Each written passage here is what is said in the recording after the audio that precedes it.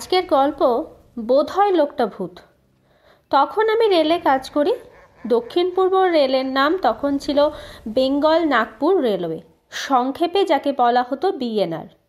আমাকে প্রায় লাইনে বেরোতে হতো। হিসাব তদারকির কাজে এ অফিস সে অফিস ছুটতে হতো। কখন আবার বড় বড় স্টেশনেও হাজির থাকতে হতো।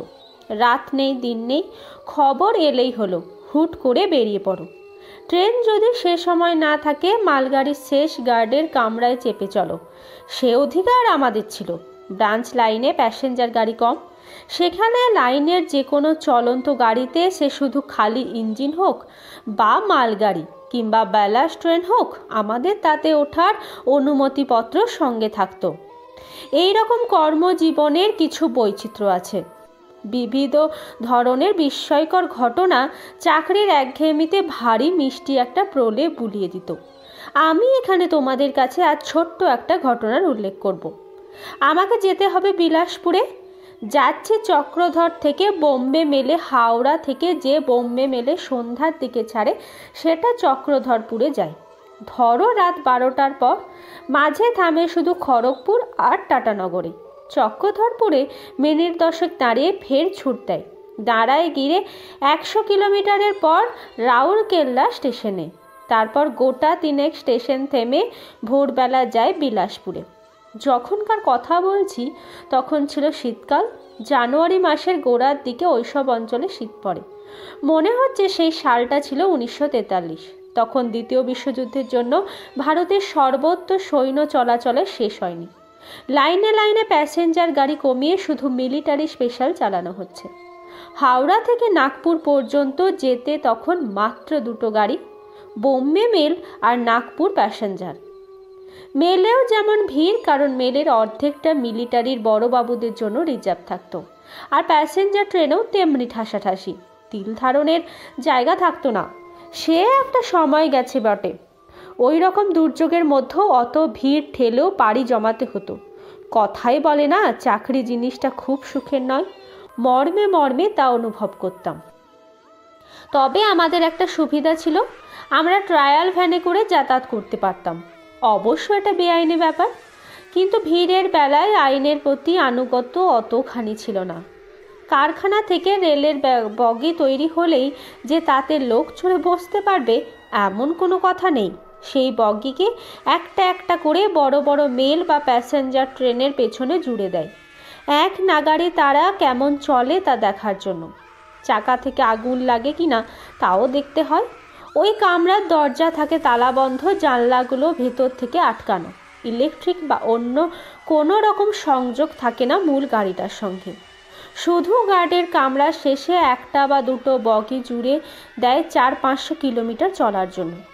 এই রকম বগিকে ট্রায়াল ভ্যান বলে। 12 এই পরীক্ষায় পাশ করলে তবেই তা যাত্রীদের বহন করার উপযুক্ত বলে গণ্য হতো। আমরা রেলের কর্মীরা ভিনের ট্রেনে না উঠে ট্রায়াল বগিতে ওঠার চেষ্টা করতাম। আগে থেকে স্টেশন মাস্টারের কাছের থেকে খোঁজ নিয়ে জেনে নিতাম ওই ট্রেনে কোনো ট্রায়াল বগি জুড়ে দেওয়া হবে কিনা। যে রাতের কথা বলছি সেটা একে শীতের রাত, তার উপর যুদ্ধের সময়কার জরুরি অবস্থা। ফলে বোম্বে মেলে যে উঠতে পারবো চক্রধরপুর থেকে এমন নিশ্চয়তা নেই। গার্ডের গাড়িতেই হয়তো যেতে হবে। মোটা র্যাগ মুড়ি দিয়ে ছোট্ট একটা হোল্ডার নিয়ে স্টেশনে এসে শুনি বোম্বে মেল 2 ঘন্টা লেট, অর্থাৎ রাত্রি 2টোর আগে আর আসছে না। শীতে হাড়ের মজ্জা পর্যন্ত জমে যাচ্ছে। প্ল্যাটফর্মে বসে থাকা বা স্টেশন মাস্টারের ঘরে গিয়ে আড্ডা মারা চলে না।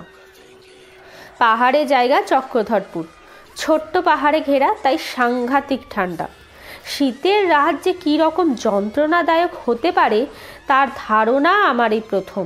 স্টেশনে এসে শুনলাম এই বোম্বে মেলের সঙ্গে একটা ট্রায়াল বগি জুড়ে দেওয়া হবে। নতুন বগি সবে লাইনে বেরিয়েছে। 2 দিন হলো খড়গপুরের রেল কারখানা থেকে ছাড়া পেয়ে চক্রধরপুর সাইডিংয়ে রয়েছে। ভাগ্য ভালো বলতে হবে। তাড়াতাড়ি একটা কুলিকে ডেকে নিয়ে সাইডিংয়ে গিয়ে ট্রায়াল বগিতে উঠলাম কষ্ট করে। স্টেশন মাস্টারের কাছ থেকে রেল কামরার দরজার চাবি আনিয়ে দরজা খোলা হলো।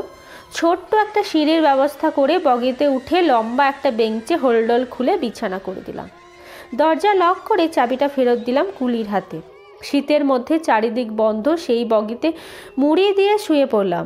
বোম্বে মেল এলে তার পেছনের শাটল ইঞ্জিন এই বগিটাকে টেনে নিয়ে জুড়ে দেবে, এই রকমই হয়। বগিটা ছিল 3rd ক্লাসের সাধারণ কামরা, লম্বা ধরনের, দুপাশে বেঞ্চ আর মাঝখানেও আর এক সারি বেঞ্চ। গাড়িটায় এখনও তেল রঙের গন্ধ ঘোচেনি, আলো নেই, ঘুটঘুটে অন্ধকার। শীত আর অন্ধকার যেন একত্রে জমাট বেঁধেছে সেখানে। নিরালোক কয়লা খনিও এমন অন্ধকার নয়। অ্যালার্ম চেনও নেই, আলো নেই, দরজা জানলা খোলা নেই। কতক্ষণ ঘুমিয়েছিলাম বলতে পারি না। যখন ঘুম ভাঙলো বুঝলাম বগিটা চলতে শুরু করেছে। খটাং খটাং আওয়াজ হচ্ছে। বোম্বে মেলের পেছনে বগিটাকে জোড়া হলো। শাটল ইঞ্জিনটা খুলে চলে গেলেও নিশ্চিত হলাম সকালে বিলাসপুরে গিয়েও নামাও যাবে। অফিসের কাজ সারতে আর দেরি হবে না। চক্রধরপুর থেকে গাড়িটা ছাড়তে না ছাড়তেই দেখি আমার সামনে বেঞ্চে আরেকজনকে বসে। আমার পা দুটো যেদিকে সেদিকেই সে বসে রয়েছে। কিন্তু লোকটা উঠল কখন? আপাদ মস্তক, লম্বা, গরম কোটে মোড়া, মাথায় টুপি, হাতে পায়ে মোজা পরা হবে, বেশ লম্বা চওড়া চেহারা। অন্ধকারেও তার বিশাল বপুটা মালুম হচ্ছে। আমি ভদ্রতার খাতিরে ঘুরে শুলাম, অর্থাৎ যেদিকে আমার পা দুটো ছিল এবার সেদিকেই মাথা রাখলাম। আমার মতো এই লোকটাও যে রেলকর্মী সে বিষয়ে সন্দেহ হলো না। লাইনে কোনো কাজ হচ্ছে, রেলকর্মী ছাড়া এখানে আর উঠবে কে? আর যখন আমি ঘুমাচ্ছিলাম তখন উঠবে, এই সব ভাবতে ভাবতে ফের একটা ঘুম দেবার চেষ্টা করলাম। গাড়ি তখন চক্রধরপুর স্টেশন ছেড়ে বেশ জোরে চলতে শুরু করেছে। ঘন্টা দুয়েকের আগে আর কোথাও থামবে না। লোকটা হঠাৎ ধরা গলায় আমাকে ইংরেজিতে যে প্রশ্ন করলো তার বাংলা মান হচ্ছে, আচ্ছা আপনি ভূত বিশ্বাস করেন? ভূত? হ্যাঁ, ভূত বিশ্বাস করেন? হতচকিত হয়ে আমি জবাব দিই, না করি না। কিন্তু আমি করি। এই কথা বলার সঙ্গে সঙ্গে লোকটা উঠে গেল কামরা থেকে। কিছুতেই তাকে আর খুঁজে পাওয়া গেল না।